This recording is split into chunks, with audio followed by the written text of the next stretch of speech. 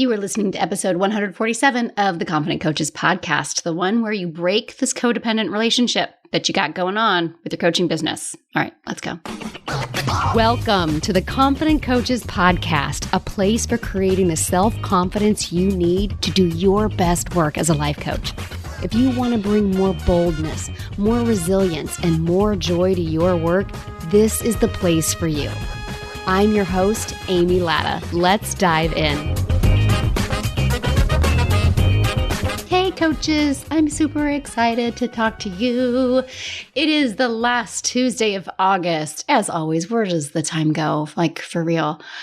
I recorded this podcast episode just over a week ago with my friend Victoria, and I feel like she was searing into my soul. This is so good. If you want to understand somatic work better, if you want to stop letting feeling scared or terrified or humiliated or embarrassed stop you, if you want to know what to do in the moment when your brain is like, nope, not going to do it. If you want to stop externally sourcing your worth, your wellness, and your validation, this is your episode. It's good. It's so good. And I don't want to waste any more of your time. Get your notebooks out. This is one of those where Victoria teaches us some things that you're going to want to write down. Okay? So listen all the way through and then grab your notebook. Okay? And here we go. Okay, my friends, I could not be more excited to introduce you all to Victoria Albina. Now, I met Victoria in person at the Life Coach School Mastermind in April, and I feel like it was like long lost sisters connecting. So Victoria is a somatic master certified coach, and she has a passion for helping humans who are socialized as women realize how they are their own best healers, reconnect with their bodies and minds, so they can break free from codependency, perfectionism, people-pleasing, all of the things that we work around in here. And I can't wait to have this conversation because I think she's going to redefine codependency for us today. Victoria, how are you? I am so well. How are you? I'm fabulous. Yay. Okay, so I was kind of telling you before we hit record that I know what I think of when I think about codependency. My listeners know I am the child, I'm an adult child of an alcoholic. I've supported many friends through codependency, abusive relationships, etc.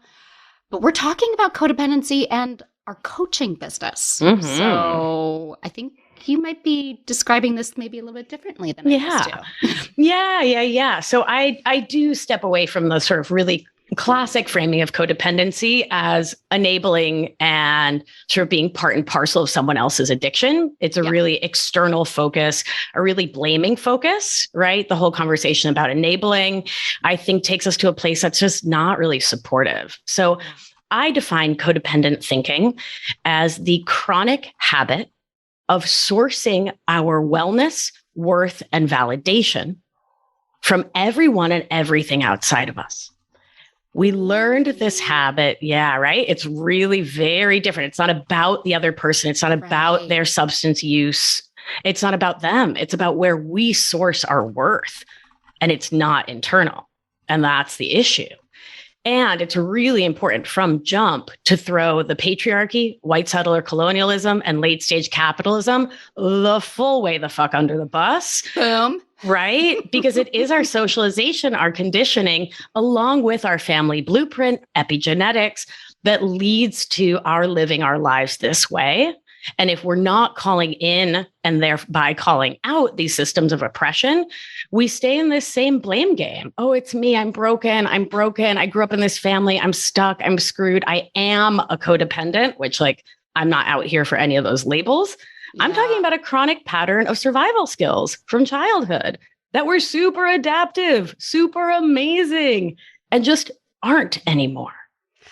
I think this is so important right here. This was a huge part in my own healing, processing, etc., was to understand that I didn't need to shun that part of me that used these skills. Yes. That wasn't wrong. That wasn't bad. Totally.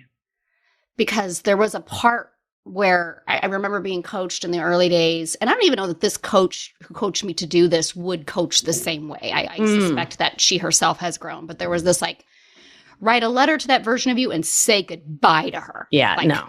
She's gone. That version of you is gone, say goodbye. And it didn't work. No, of course not. Right. But why? Tell me why. Yeah. Okay. So we'll bring in internal family systems, the work of Dick Schwartz, which talks about the different parts of self, right? So as we grow, as we evolve, this is also sort of part of the inner child conversation. Okay. There are these parts of us that take on different roles in our lives to protect us, remembering that the nervous system has the one and only goal, which is our survival for the procreation of the species. Right? Because if an Amy dies and a Vic dies, well, then humanity is doomed, right? So it's like a pretty serious job for our bodies because it carries the weight of the survival of the species. I think this is so important because people are like, they're scrolling on Facebook trying to figure out why nobody's liked their post. Right. And they're like not understanding the connection to what our nervous system is like. Totally. This is our death. Seriously, I will die cold and alone on a mountaintop if I don't get 27 likes on this within the first 47 seconds. Yes. Yeah. And so the reason why telling a part of us to like completely fuck off will never work is because those parts that we don't like about ourselves are self-love, which I get breaks people's brains. Yeah. But the part of you that's resentful, irritated, angry, annoyed, shut down, reactive, right? These parts of you that create chaos and chaotic situations that lead to relationships that aren't supportive and optimal for your wellness, right? All of these parts, the part that obsessively checks your likes and your stats and your whatever, right? The part of you that if a client might not continue, might not sign on again is like, I'm the worst. I'm terrible. I'm so bad, right? That part that leads you into the doom spiral is doing that because it loves you so much. And this is the language it speaks. The language it speaks looks like self-abandonment and self-betrayal and self-sabotage.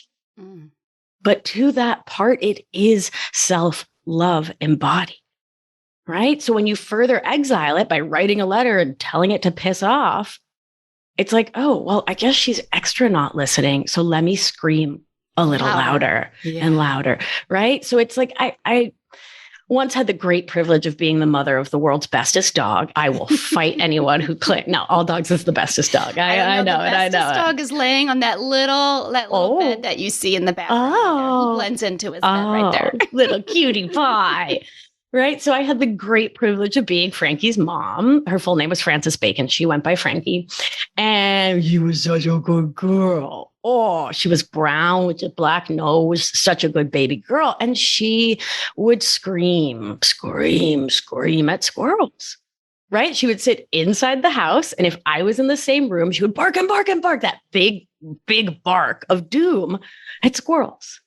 Because in her mind, they were somehow dangerous. She'd probably seen me like scream at one to get it off the bird feeder or something. It was like, that will attack my mama. Yeah. Right. And so that part of you that you don't like is like sweet Frankie from the pound in North Carolina screaming at a squirrel because that squirrel is doom. And you're like, right?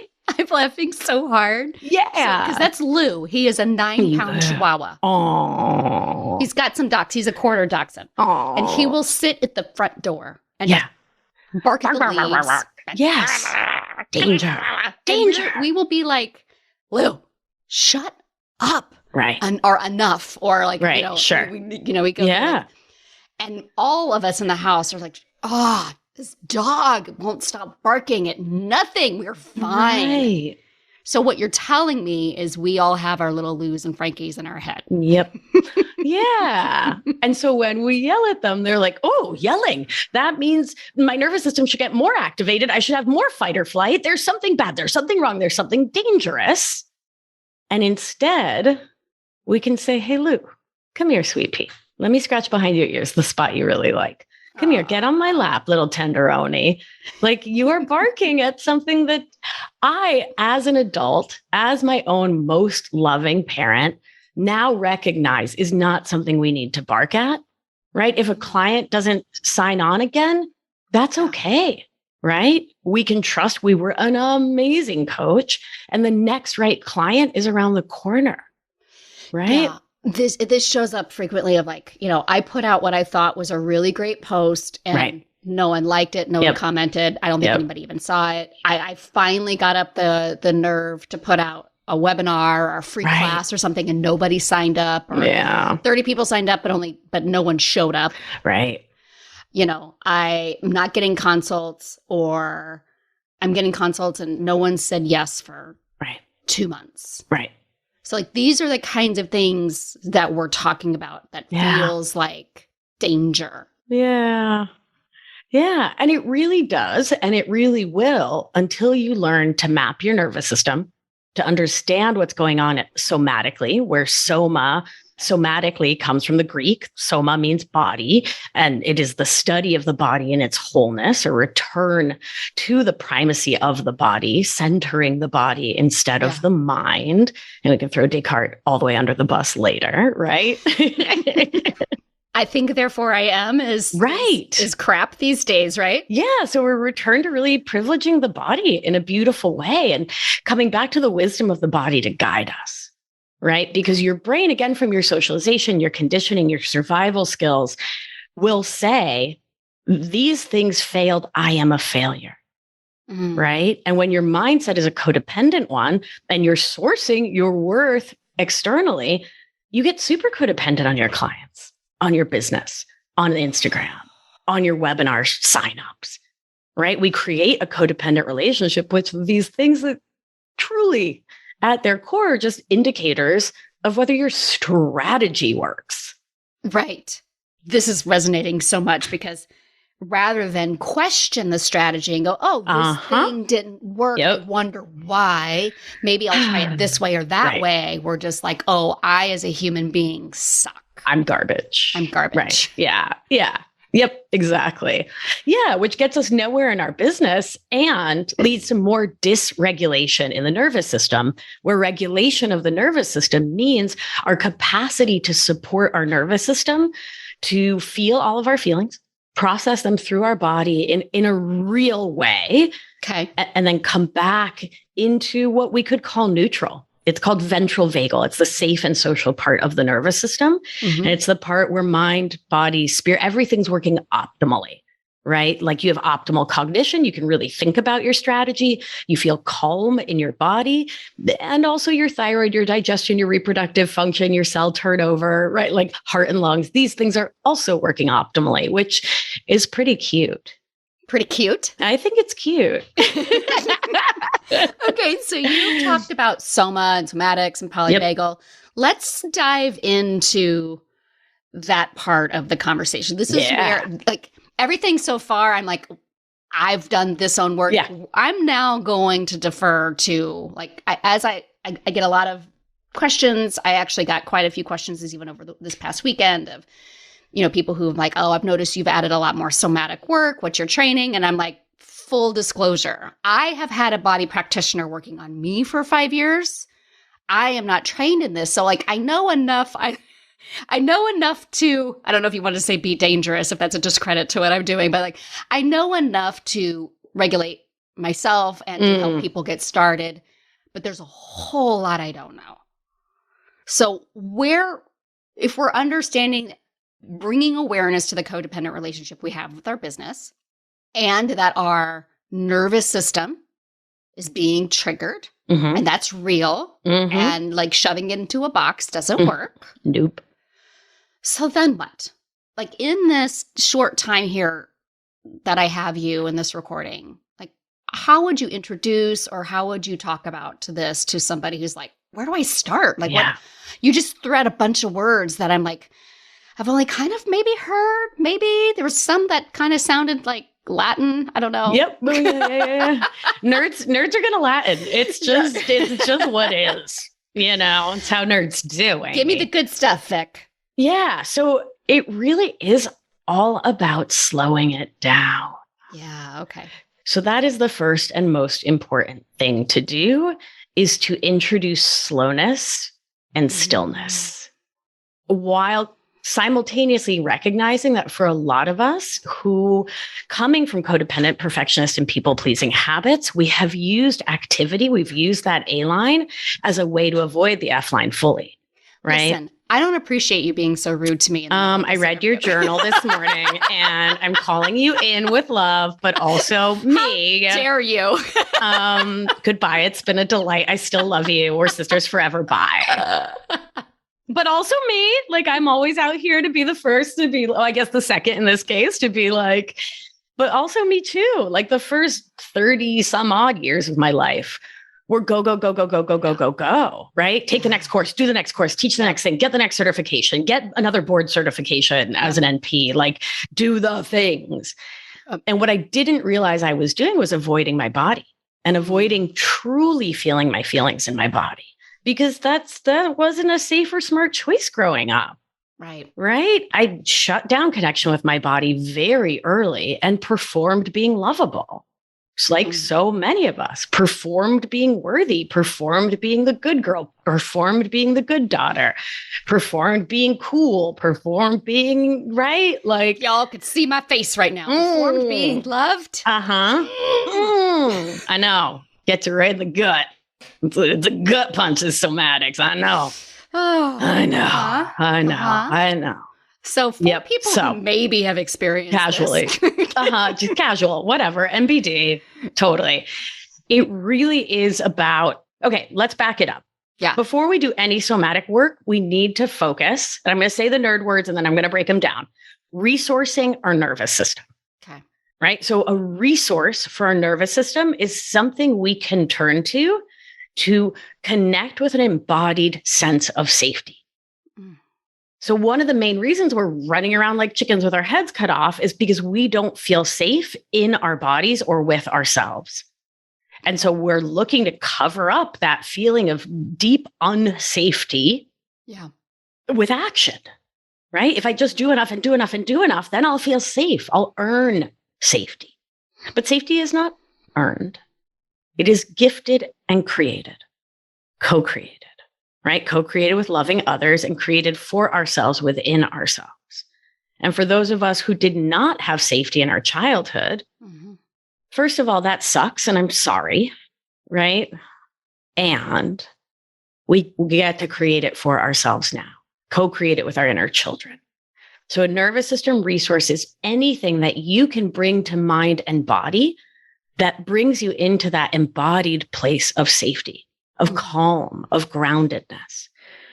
Many of us have some ease with connecting with a resource without even knowing it in moments of stress, right? So like if you can't fall asleep at night, your brain might just automatically go to a happy memory or an easeful memory, right? If we're really scared, we might pray the rosary. I don't know, right? Like automatically go to a thing that helps us to come to calm, right? Because we've habituated that as our go-to.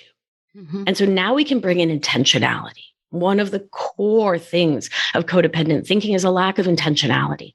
We're moving through life from habit and not from conscious attention because we're not paying attention, because we're not in presence, because presence is really fucking scary, right? So before we work to cultivate presence, we need to cultivate the safety that must belie presence. It's not safe to be with yourself until it's safe to be safe. Yeah. Right. Big Everybody old, just take a breath. Taking deep breaths. Yeah. And remember, it's the long, slow out breath that brings safety into the nervous system, right? We get to and have the opportunity to cultivate internal safety. So a resource, and often it's easiest to start with something in the present that we know calms us. So Lou, Frankie, right? So we're talking about pets, if you blanked out in the dog moment, right?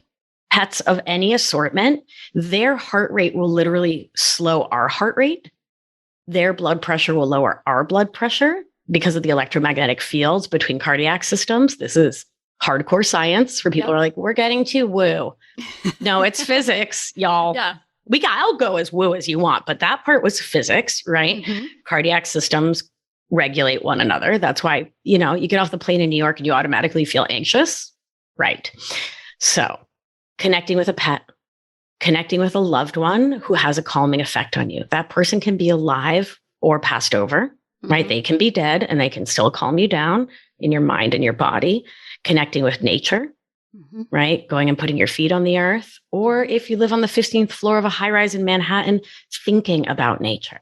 And again, there's studies using functional MRI scans that show that visualization connected with a felt sensation in your body has the same effect within the nervous system as actually being with the thing. So you can think about nature, visualize nature. Olympic athletes do this. When they're hurt, they do their routine in their brain and they actually increase their performance. They're both gifted musicians, but my one son is a particularly gifted piano player. And we were at his piano competition and we were told he would have access to a piano in advance and he didn't. So he was just literally playing the songs. In the air. Yeah. Genius. Yeah. So smart. Smart. He's 13. Yeah. God, so intuitive. God, I love my it. Kids, I'm so yay. That's a whole other conversation. Yeah, right on. As adults doing this work and helping our children. For sure. Or them helping us. Both. They chill me out a lot. They see me freak out about shit that they would never freak out about. But I love this idea that just imagining being someplace calm can calm us down. Absolutely. Yeah. And doing it really intentionally. Right. And so I use a lot of self-talk, often out loud, but I'll literally just talk to my nervous system and say like, hey, nervous system, I love you. I always start with I love you. You're kind of jangled right now. Like you're a little revved up and we're going to connect with Abuela Marta, my dad's mom, my grandmother. I never met her in real life, but I've heard so many stories and seen so many pictures. I feel like I know her. And there's something about her presence that calms me. Yeah. Right. It helps my nervous system to regulate itself. Right. It helps me feel safe, helps me feel loved, helps me feel connected and present in my body. Right. So bringing that, whatever the resource is, to mind and then to body means embodying the felt sensation that arises when you think about that resource. So when I think about her, I feel like a soft golden warming in my chest that feels light and it's getting a little hotter and it's radiating into my belly and my shoulders want to roll back and down. And now there's a lightness behind my eyes. So really feeling into that felt experience of feeling safe. And if that's all you do, all you focus on, absolutely. Yeah. I got a little bit of a squirrel brain, a little ADD, me too. But every once in a while, like as you were talking, I noticed my brain started going over here. And if you all can't see this, but I'm interviewing Vic via Zoom, I can literally see her. I literally just started staring. Yeah, good call. I just stared into your eyes. Yeah. I just stared right into your eyes. So as you were describing that, I just stared right into your eyes and I took a breath. And I call them 1-2 breaths where you breathe in and you breathe out twice as long as you breathe in for. And I felt my entire calming, centered. I try to tell people there's not a wrong way. Like find whichever way. Whatever works for you. Looking at the person, I just love this person, thinking about your favorite person. Right. Add the breath in. Amazing. If you want to put you did this. Yep. Hand on heart. Yep. Hand over heart, hand on gut. Yep. If you can put 2 feet on the ground. Yes. Yep.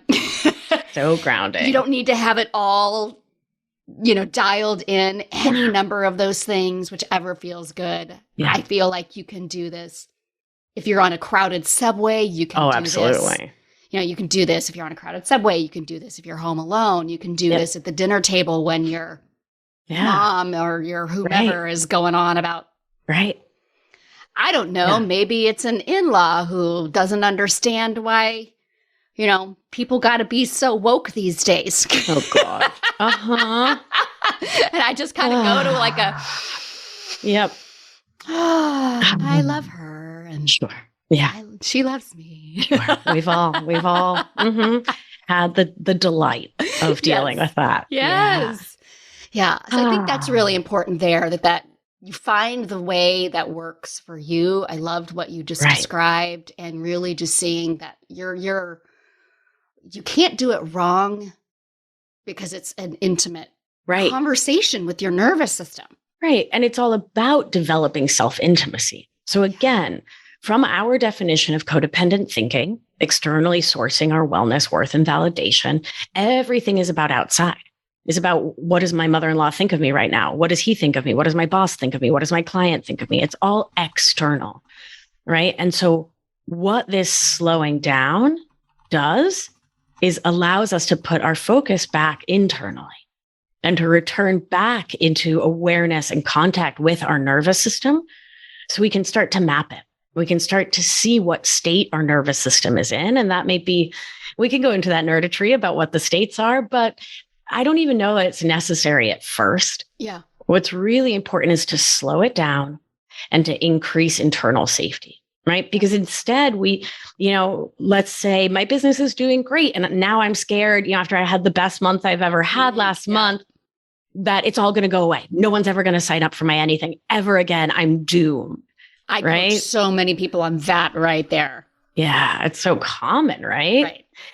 Particularly if you were used to, the other shoe always dropping in childhood, right? If you had an insecure attachment with your parents and they weren't emotionally reliable or dependable, right? It's challenging to depend on and have a secure attachment with your business, right? Until you do this deeper healing work. So part of how we build that secure attachment with our business is through slowing things down and creating internal safety. So every single time that you pause, connect with a resource, get into conversation with your nervous system.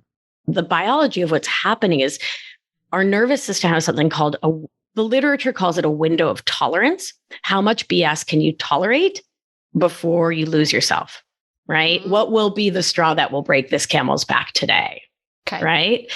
From our codependent thinking, we learn to tolerate a lot of crap growing up, particularly humans as socialized as women. We are really steeped in tolerating. I'm not into that word. So I call it our window of capacity. How much capacity do I have to stay with myself in deep presence and in embodiment before my nervous system goes out of the bounds of the calm, safe, and social realm, which, just to drop the nerd word, is called ventral vagal, right? Okay. So every time there's a stressor and your nervous system starts to head out of that safe and social, calm, present with yourself, you're able to name it, honor it, thank it, and then come back into presence. You're widening that window, right? So instead of it taking one stressor to flip your lid and totally freak you out, next time it might take 2, and the next time 3, and the next time 4.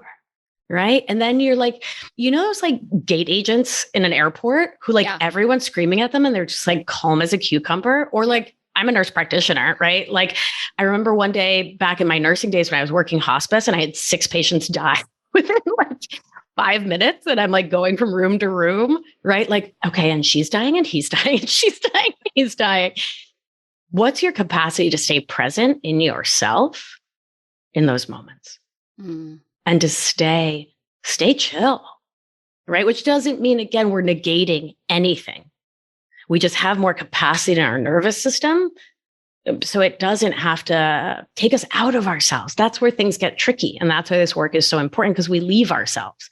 And when we leave ourselves, we lose ourselves. One of the most important things that I heard you say in that, we notice it, we name it, we thank it. We thank it.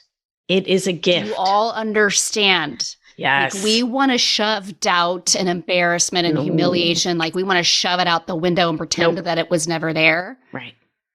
And what we're talking about here is actually thanking it for its presence.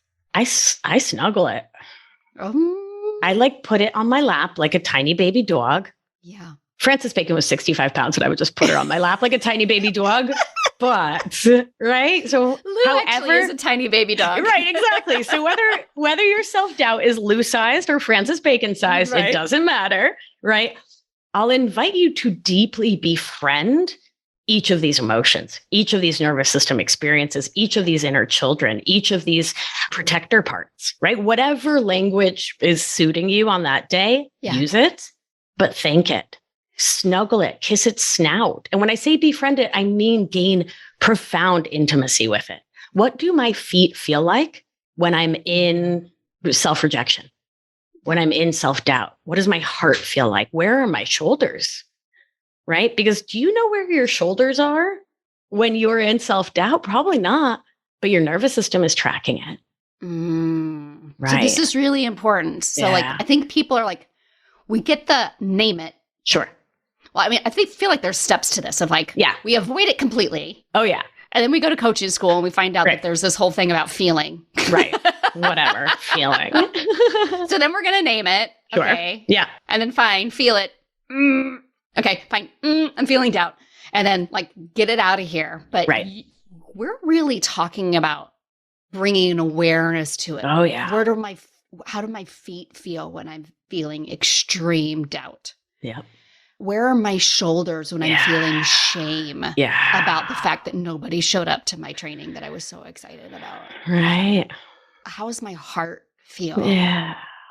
What's the sensation of my arms and my abdomen right now? Yep. Yeah. And there's a beautiful exercise I love to use to explore this. And when I teach nervous system mapping, we use this. The sentence goes, I am blank and the world is blank when I'm in whatever state, right? So when I'm in sympathetic activation, which is also called fight or flight, it's when we're full of adrenaline, norepinephrine, cortisol, stress hormones, right? Our bodies believe a lion is nigh, right? Murder is upon us. The saber-toothed tiger is right outside that cave. Yeah. Right. Exactly. I am, and the world is. So, Amy, for you, when you're in fight or flight, what comes up for you? I am. What do we mean? Scared? Sure. I am scared, terrified. What else? Terrified. I'm devastated. Terrified. Yeah.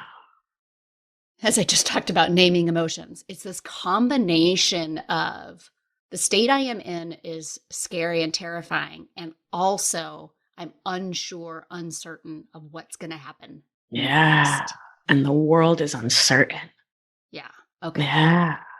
Yeah. So does it feel safe to stay with us for a second? Yeah. Also, sorry, permission to coach. I just dove in. You did. I was like, wait, what? We're talking about sorry. Consent. We do so much consent in my programs. Do I have your consent to continue? Do you have my consent to take me to a terrible emotional place? Sure. I promise I'll pull you out. Okay. Yeah. Let's go. Let's do it. Okay. Right. Okay. So 2 feet on the floor. 2 feet on the floor. Okay. When you start to head into sympathetic fight or flight, I am terrified and the world is uncertain. What begins to arise? And let's actually not go to terrified. Let's go to scared, right? Okay. That's a lot easier to come back from. Okay. I am scared and the world is. What is the felt sensation in your body? I feel like my shoulders are kind of pulled up. And I can feel this energy kind of coming up off of it. My stomach feels it's soured just a little bit. And I kind of feel like it's come up through my esophagus and into my throat. Like it actually, not ironically, shuts my voice off. Yeah. I can feel it sitting in the bottom of my throat. Yeah. Shoulders are up. This energy is kind of coming up into my brain. Yeah. It's in the bottom of my throat and I can't think clearly. Yeah. Yeah. Well, you're not supposed to by design. Yeah. So your body's doing exactly what it's supposed to. Would it feel safe to ask this energy a few questions? Sure. Okay. So let's start with getting consent from this energy. Okay. Yeah. So just asking it. Does it consent to be addressed? Yeah. Okay, scared. Are you okay if we talk for a moment? Just felt my shoulders drop a little bit. Okay. Yeah. Barking dogs like attention. Yeah. So now, with everyone's consent, let's ask scared what it wants you to know in those moments as the acid rises.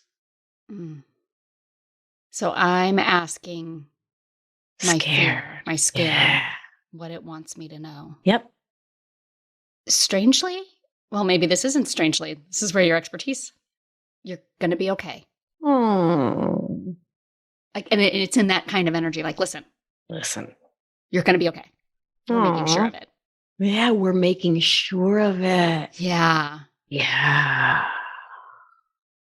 It's taking you to 12 out of 10 to make sure of it. Yeah. Yeah. Scared is driving the bus, eh? Mm-hmm. Yeah. Yeah. So let's ask Scared how it would feel to trust calm adult you to make sure you're okay. What if we let calm ensure that we're okay? It's like the face one of my teenagers gives me. Hmm. Are you sure? Yeah. Yeah? Is that a thing? Are we sure about that? Okay. It's like this energy of, I'm not opposed to it, but I need more information. Yeah. That sounds new. Yeah. Yeah. Well, Scared, what if we talked with Calm? Could Calm give you some support? Okay, Scared. What if we let Calm into this conversation? What if we asked Calm? It's really funny. Is this normal? Where I feel like the Scared is me, but it has a little bit more of a masculine energy to it, whereas Calm is more of a feminine energy. Yeah. I mean, all these energies take on their own super individual. Yeah, they can be different ages. They can be different species. They can be just at energy form, not even really personified. Yeah, it just feels very wise. My Calm feels very wise. Beautiful. Where Scared feels very like, I got this. It's okay. This is where I shine. Right. Right. Yeah. Yeah. Yeah. And so Calm is now entering the conversation. It's funny. I still feel it in my throat. Yeah. But my shoulders have completely dropped back. Yeah. I can see they've gone down about a solid inch. Yeah. Yeah. She's got a visual on me. My shoulders are completely dropped back, but I still have that sensation in my throat. Yeah. So it's like this dynamic of both energies at the same time. Exactly. And I know you're in the midst of coaching me, and as I pull myself out real quick, like I talk about this state right here all of the time with my clients. Right. The presence of both at the same time. Yes. So recognizing the possibility of duality so we can move towards non-duality. Yeah. Right. Bring some Buddhism in here. Yeah. We're going to throw in all the modalities here, all of the ideas. Yeah, like right now I can feel my shoulders have dropped away. That energy that was emanating up into my brain has dropped back. It's still a little in my throat. It hasn't. Yeah. That Scared is still there, but Calm has entered the room. Right. And it's like the three of us are all together. Mm-hmm. Yeah. And remember, we don't want Scared to go all the way away. Yeah. Right? Because what's going to happen if you're out for a walk with Lou and a big unchained dog, right? Unleashed dog comes running at you. Right. You want access to Scared. Yeah. Right? If a launch doesn't go the way you want enough access to Scared to say, oh, I feel that Scared in my throat. My shoulders are up. I need to drop the story about my worth and value. Yeah. Detach my identity from my business. And I really need to, Scared is reminding me to look at strategy. Yes. Oh, yeah. Everybody rewind, listen to that part over again. That's the key right there. Right. Yeah. That we don't need Scared to completely go away. No. Scared is that reminder. Okay, this didn't go the way that I wanted. Yeah. So let's go take a look at the strategy. Let's go figure out it's the difference between nothing's going right, nothing's working, and there's something. There's a little something somewhere. And let's go find out. Let's go see if we know what it is. Let's go explore. Right. Get curious. Allow curiosity slow it to down. join the conversation. Yeah. Too. And it's so funny. As soon as we said get curious, it just dropped out of my throat. Oh, your body loves you. My body really does. It really does. It really does. It really does. Yeah. Yeah. And I always feel like, when I do this work of like I'm so much farther ahead than I ever was for 40 some odd years of my life because I didn't start doing this work. When I'm 48 and I started seeing my energy person 5, maybe 6 years ago. So 42, 43. Here's the thing. I was already doing elements of this in my past. I just didn't have words or understanding. Yeah, right on. Like she even said the moment I walked in the room, she was like, you're clearly a person who's tuned in to your body. That. Yeah. And so I think there's this, I have this desire, but this is that perfectionism.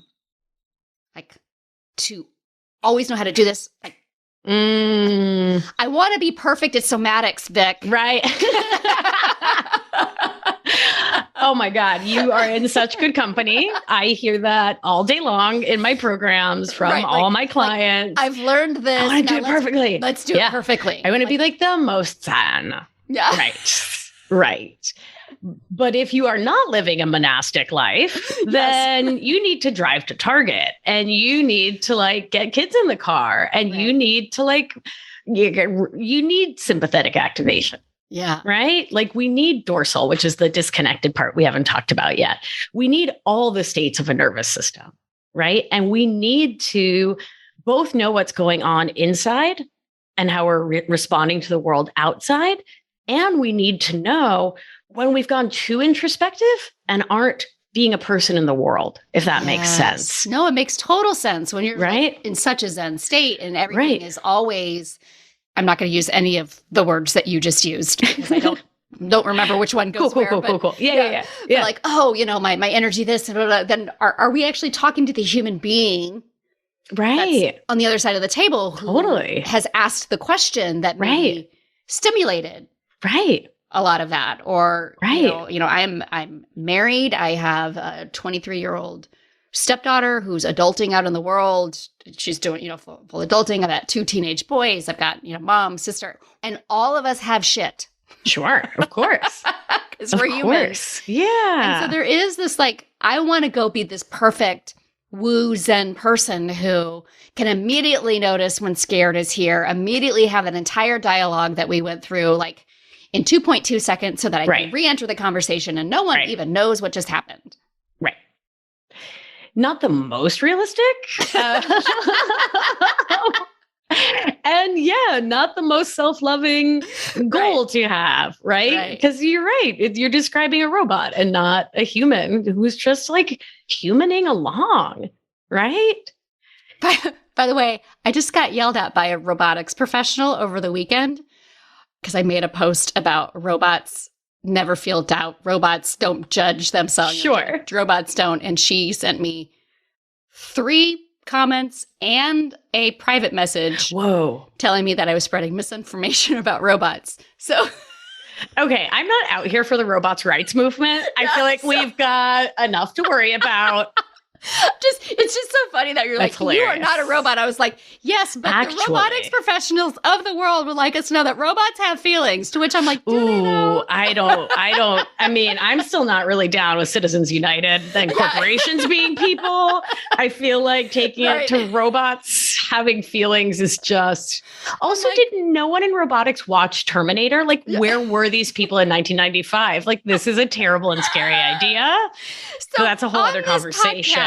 We are having a conversation about you are not a metal or AI thing. You are a living, human cellular, carbon-based form. Carbon-based life form.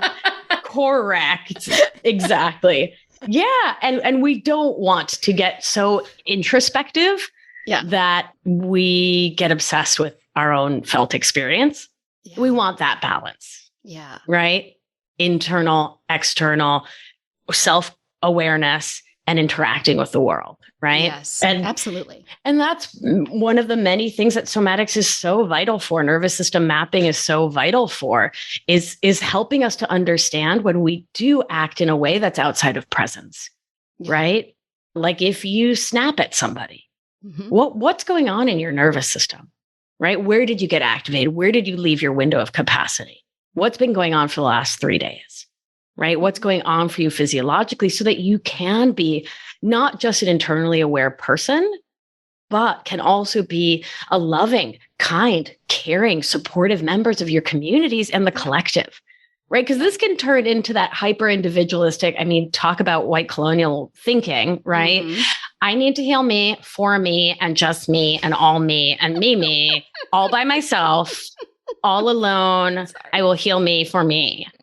And it's like, yes, right, in the sort of pendulum swing from being on the wicked codependent side, which I'll translate, that's hella codependent for the West Coast. Wanted to be inclusive there, Amy. From Boston to LA, man. From Boston to LA, we got you covered.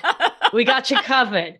Yep, little Long Island in there when I said dog. From wicked to hella. This is a lot of the pushback that we get outside of the life coaching community, right? From like people who are like, you know, you're so self-obsessed about your own healing, you aren't paying attention to, which is legitimate criticism in a lot of times, right? And so that's why I was saying the pendulum swing. So from our codependent thinking, we're not in the equation. We don't matter. Everyone else first, right? Yep. You first. Wait, whatever you want. I'm fine. No, I'm fine. I'm totally fine. Yeah. No, I actually have celiac and a profound dairy allergy, but let's go have pizza if that's what you want, right? Like that's where we're at. And so we do swing to the other side to like a momentary self-obsession as we learn intimacy with ourselves and learn who we are and learn to navigate ourselves and learn our nervous systems. But what is vital and what those critics are right about is that we forget to come back to the middle. Yeah. Right. And it's co-regulating with others. It's creating community, co-creating this lived experience because none of us are free until all of us are free. Right. And so we need to come back to the collective. Mm-hmm. I don't know why that statement just gave me chills. It makes me want to cry. It's a powerful statement, right? It is. It's really powerful. Yeah. Which is probably why I love you and why I love doing this work because, And I'm a firm believer in that and why this conversation was not about necessarily social justice or anything along those lines. But this is why this work to me is so important that when I can learn this and then I'm modeling it for my children, I'm modeling it for my husband, I'm modeling it for my family members. They're invited to do the work also, never forced. Right. And that, you know, it's cliche, but the butterfly wing, the stone in the pond, let the ripples go out. And this is why I think this work is so important and why, you know, for that coach is sitting there going, I oftentimes come back to why is this work so important to you? How has it changed your life? Because when you start to open up how you have become freer than you used to be, right? The more we can share this work, and whether through the thought analysis, thought work, from the somatic work, we haven't even scraped. Like, we've barely touched the white colonialism, patriarchy, right, totally. What we've learned from our socialization, right? And I think it's really important, you know, how people who identify as male have been socialized, and how people who identify as women have been socialized as women. We both and everybody in between, have been socialized in a way. It's funny. I'm waiting to hear back from Cara Lowenthal because I'm going through certification for. Oh, fun! Coaching. And one of the things that I did, and it is because I am a mom of 2 boys and I'm married to a male. Here's how it affects how we show up in the world as women, but also for men. Oh, absolutely. You know, when my husband lost his job during COVID. And it like pulled his entire identity out from under him because his entire value and worth in his mind was based on his ability to provide for his family. It had nothing to do with me or that I couldn't provide or that our bills were covered. Or, you know, like it didn't have anything to do with no, little lady. Like there was none of that. It was just, yes, that's amazing. And also I'm a piece of shit human because I can't. And so clearly, we could do 3 or 4 podcast episodes, the two of us. I think let's number one. Let's possibly do it. But I think that factors in too of, you know, what my brain will do is it will take that statement like we can't fully be free until we're all free, and I will immediately want to go free all the humans. Yeah. And then I have to remember, okay, but it starts here. Yep. It starts here. Right. And finding more freedom, ease, love, within ourselves, more regulation within ourselves.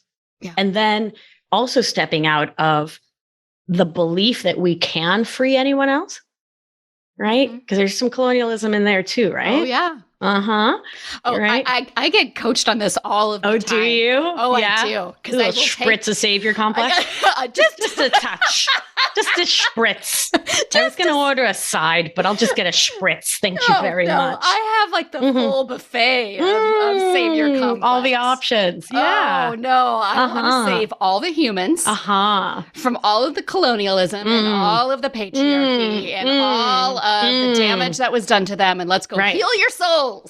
Yeah. And Amy Elizabeth Thames Latta is going to take it all on herself. I love that you got all 4 names for that. I frequently have to be put into check by my peer coaches or my coach be like, is this that thing where you think you're the only one who can go save the humans? Right. Oh! I love that you have the awareness. It's so key. So aware. Yeah. And if I may give you some homework.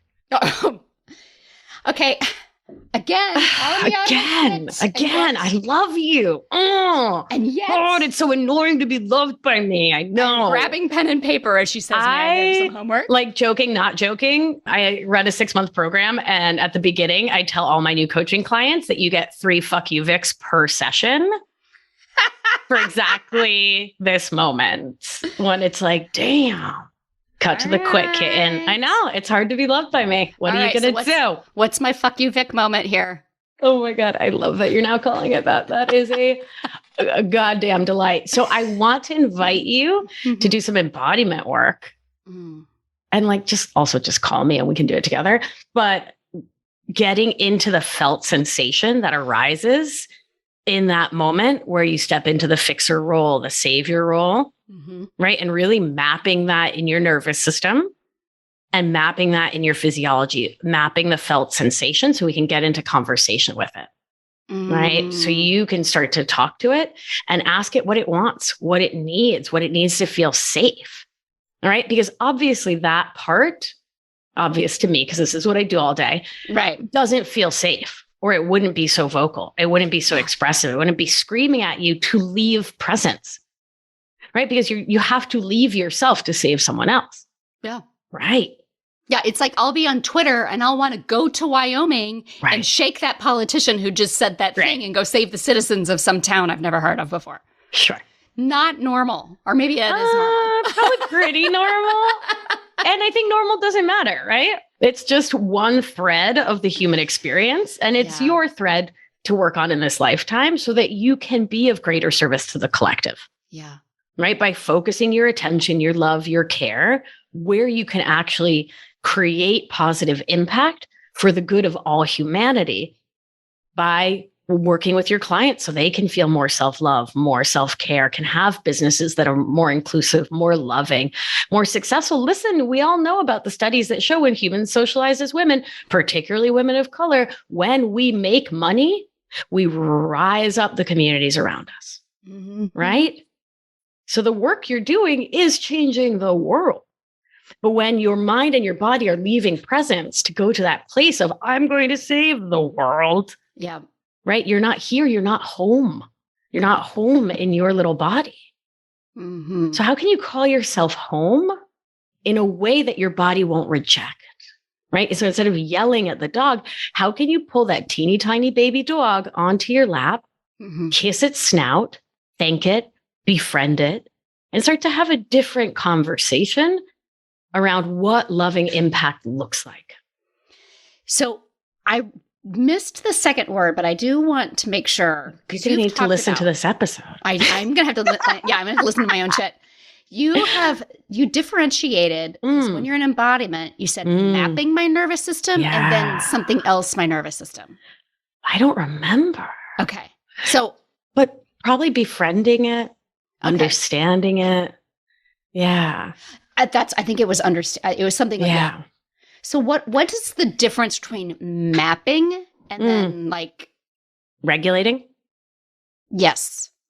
Sure. So mapping is like just drawing a map. So, right, to get from here to the corner store, you're going to go down Fifth Ave, you're going to turn left on Broadway, right? Mm-hmm. Here's a map. So my nervous system is in one of 3 predominant states, 6 blended total states, right? Ventral vagal, the safe and social, sympathetic, the fight or flight, or dorsal, which we haven't talked about at all, which is checked out, acetylcholine state, disconnected. And then there are blended states in the middle that we won't confuse people with. So mapping is about saying, which state am I in this moment? Right. And understanding what state you're in. Here's the thing to know. And I'm going to mess with the model for a second. Do it. Our thoughts are dependent on our nervous system state. So in the nervous system world, we say story follows state. So you only have access. I like to think of like the card catalog at the library. Yeah. And there's one set of thoughts in those card catalog drawers that's available when you're in sympathetic, when you're revved up. There's another set of cards available, thoughts that are available when you're in ventral vagal, safe, social, connected. There's a whole other set of thoughts that's only available when you're in shutdown, right?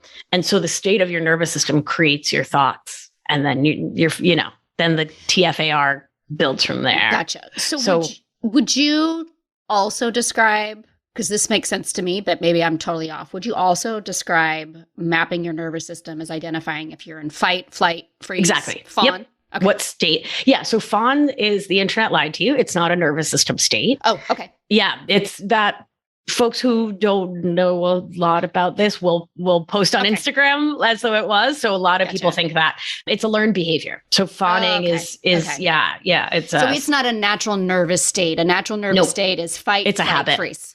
Right. Like codependency isn't a nervous system state. Gotcha. But it sure looks a lot like fawning. Gotcha. Right. I learned that's brand new. Love that. Loving science. God, I love I do. Science. This is what baffles me. So one of my dearest friends, who for sure does not listen to my podcast, he's not a coach, he's not, or whatever. Sure. Yeah. And he engaged in a lot of conversation. There's so much mutual respect between the two of us. And yet he will 100% be like, most of what I talk about, he's like, not so much on the science. We happened to spend a day together, and this was couples, not just the two of us, but like, a bunch of us were together, and we just happened to spend a day in Sedona, and he was like, vortex, schmortex, and blah, blah, blah, blah, blah. And I was like, all right, buddy. And he's like, show me the studies. And I'm like, so it's just really funny because how many people don't know that there's so much science backing up all of this information that we've shared in this episode. Oh, yeah. So much science. There's science so much behind science. This. Yeah. That when people are like, oh, you're just so woo, I'm like, call me woo. I love being woo. It doesn't negate the fact that woo is a reality, that it exists in the world. And that it's no different than when you and I met for the first time, and there was my electromagnetic heart. Oh my God, me too. I was like, oh my God, sister. I've never met you before in my life. And I was like, I think we hugged immediately. Oh, immediately. I think we kind of like ran up to each other because we knew each other from the internet with like such like a connection. Like, oh, yeah, I know you. You're my kind. Yeah. We're each other's kind. Yeah, no, it was so great. That is real. So real. That is real. Right. And so I think, and I love this. Now I understand, okay, fight, flight, freeze. These are real somatic responses. That the body has. So the first step is understanding which one I'm in. And then talking my way through it and engaging in the conversation like what we were doing before. Like, through the body, not the mind. Through the body. Through the body. Engaging in that conversation. What is it trying to tell us? Coming back to the resource, back to the resource, back to the resource. What do you mean by back to the resource? So remember, we're talking about the importance of safety as the first step. Yeah. So whatever that resource is, nature, the pet, the sibling, the loved one, the looking at your baby the first second after they were born, right? Whatever, lying on a beach somewhere, who cares? Whatever your resource is, connecting with that before doing these practices, while doing these practices, after doing these practices, because the goal is always to create more embodied safety. That is vital and key. So good. Yeah. Vic? Yeah. Obviously, this conversation could go on forever. Okay. This was so good. So good. Let's do it again. So good. That was so fun. Absolutely do this again. How can people connect with you? You can find me on the gram. I give good gram at Victoria Albina. I give good gram. She gives amazing gram, my friends. Why, thank you, darling. Thank you. Thank you, darling. Serving fierce gram. Victoria Albina Wellness over there on the gram. If you head over to victoriaalbina.com/Amy. Did you create something for my people? I did a present. So you can grab my nervous system orienting exercise, boundaries meditation, inner child meditation, a whole suite of goddamn delights. VictoriaAlbina.com/Amy. Do you know that I'm going to go run to Victoria.com/Amy and I'm going to go download all this stuff? Oh my God. Okay. It's so exciting. So make sure that you connect with her on Instagram. Yeah. Oh, and my podcast. Yeah. What a goose. My podcast is called, yeah. Were we reading each other's mind right there? Because I loved it. Cutie. My podcast is called Feminist Wellness, and it's free in all of the places, and it's for humans of all the many genders. And it's also a delight. Wonderful. So Feminist Wellness Podcast, Instagram, and Victoria Albina. And for those who are letter challenged, as I am, VictoriaAlbina. Correct. Just like it sounds, just like it looks. Easy peasy. VictoriaAlbina.com/Amy. That's AMY. If you don't know that by now, then yeah, it's AMY. No, I should say this. Siri still spells my name AMIE. I mean, fascinating. Very fascinating. That's not even a normal way to spell Amy. It is if you are French. Does she think you are French? I thought Amy was AIME. Girl, now my brain's with two squirrel brains trying to spell at each other is just like an activity I think we should put down before someone gets hurt. We could. Listen, this is how I know I'm a genius. Yeah. Because I can't spell. Right. No, totally. And we both swear up a storm. We swear? Yeah. I can't spell. Can't spell for shit. A squirrel, like you would not believe, running things in my brain. It's true. Oh my God. What? Amy, you know what I didn't tell everybody about? Speaking of squirrels, I'm going to do a somatic advanced certification. Stop it. I shan't. Somatic advanced certification. Yep. For life coaches. So do you have to be certified in any particular way, or does it not matter? Or you don't? We're working on that. Okay, we don't have the details. We're working on the details. We are in the planning stages, and so there's. If you head over to VictoriaAlbina.com/somaticac, keeping it simple with the URLs, you can get on the wait list. It's like the simplest webpage with very little information. But if you're at all interested, just put your email on there and we will send you information as it becomes available. And that's so good. So if you loved what's going on here in this episode, the mapping of your nervous system, how to communicate with your nervous system, how to make sure, helping to identify resource, all of those things you do. And here's what I want to share with really anybody listening is that, you learning how to implement these things for yourself. Oh, yeah. Even if you just start with the simplest of steps, like what Victoria has shared with us today, then that's the best place to start. If you feel overwhelmed, if it feels like it's like a whole other language, but it can be learned, and just start with the simplest and start with the basics. Start with safety. Start with safety. Yeah. Start with safety. Start with your resource. Start with safety. All right. Victoria, you were amazing. You are. Thank you. I mean, first of all, how dare she? Right? Vic hit it right on the head over and over again. It was like, as we talked about in the episode, the very first time I ever met her, I knew we were soul sisters. I love that part. And I feel this so much. And I started teaching this in my own programs, particularly on the mastermind level of, there's no more electricity in your entire body than in your heart. And so that heart to heart magnetism. That was me and Vic the first time we met. And now you know why. And that practice that she shared, did you get it? Because it's so helpful. Like first, going to your source, going to your resource, what makes you happy, what brings comfort to you, visualizing that or touching it if it's available to you. Me and my Lou dog, right? And then mapping your nervous system. Am I in fight or flight or freeze? And just acknowledging, where am I and what's the emotion that I'm feeling here? And then talking to that emotion and to that feeling, asking it questions, thanking it for being there, asking it what it has to teach me. This episode, that practice right there, will change how you show up in your business. I cannot wait to hear what you take away from this episode. Make sure that you share this podcast episode and tag me and Victoria on social media. Give us a tag in your stories.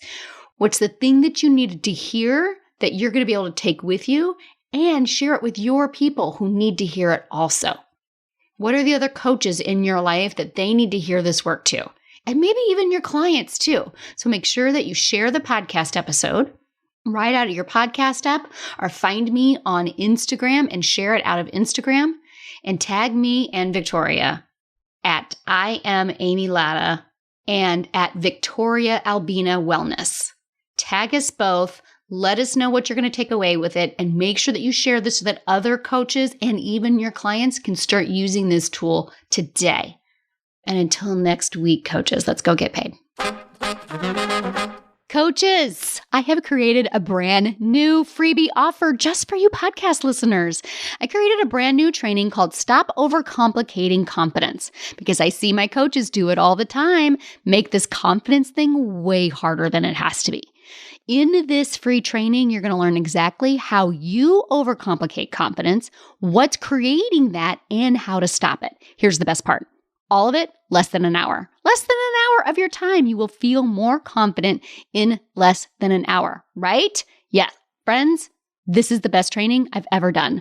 So visit amylatta.com/podcast gift to get yours. Again, that's amylatta.com/podcast gift. Go now and feel more confident in just an hour.